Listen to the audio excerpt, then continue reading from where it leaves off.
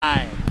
Hey, welcome to Whitetail, everyone. The start of the 2014-2015 Ski Patrol season, and we're starting something new this year with the Whitetail Ski Patrol. We're going to do a season-long season-long series of meet your fellow ski patrollers.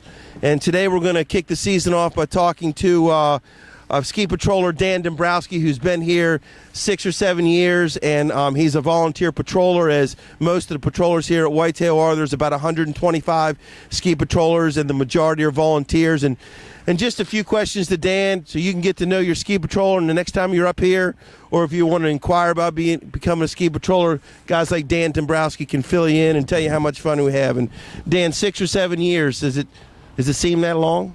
It goes pretty fast, actually. It seems like I've only been doing it for a few years and continue to learn things every year. So, you get a nice break between the season, but it goes quick during the season.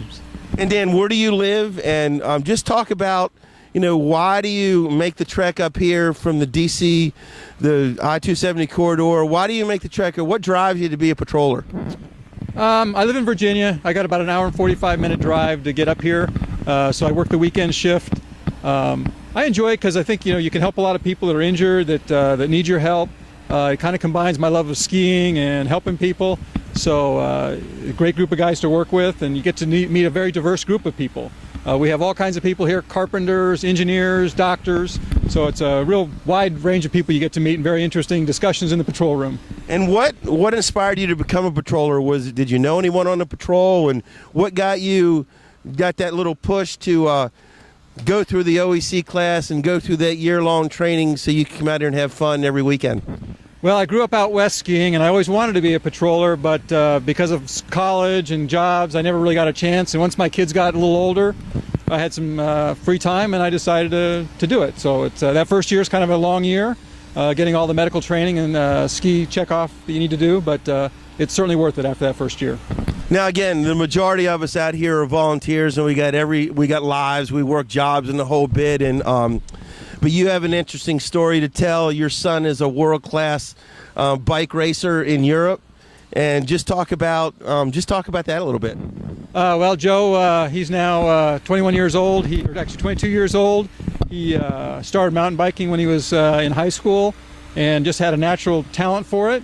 Started winning a lot of races on mountain bikes, and then he transitioned to cyclocross, and then he wanted to try the road. And as a young 17-year-old, he started winning some pretty major races in the area. A friend of his knew a contact at one of the major development teams in the country, Livestrong. So Lance Armstrong's development team that he had for a while. So he rode for them for a couple years, and he won a major race called the Baby Giro, which is the under 23 version of the Giro that they do in Italy. He had a big win there. He actually got a flat tire on the stage. He was leading the race, got a flat tire, lost a lot of time, but then the last day he actually made up all that time and won the race. So agents started calling him and teams started calling him, and he ended up the last 2 years he's raced for Team Sky, an English team. This next 2 years he's going to be racing for Cannondale Garmin, a U.S.-based team. So and he's got a bad life in his living in Nice and training in Nice. He lives in Nice, and we got to go visit him. And that's kind of rough, huh? It's rough. He lives right on the water, and it gets to climb up and ride in the mountains. But we did go visit him, and it's a great place to ride and live. But it is in France, and you're an American, so there's not a lot of people there to know. So you got to learn the language and learn to get along. And it's quite a transition to learn to live in another country like that. So, but I think he's adapted to it now, and I think he's looking forward to the next couple of years. And if you could just one last thing, just give advice to folks who may be interested in becoming a patroller, or just coming out and skiing more and hanging out with the patrol. What advice would you give a young guy or someone that inquired about patrolling? I think come out for the tryouts. We also have mountain safety here, so if you really don't want to transition to being a patroller the first year or two, that's a good opportunity to kind of see what we do and help out. And then if you decide to take the OEC class, you can transition into that and be a patroller.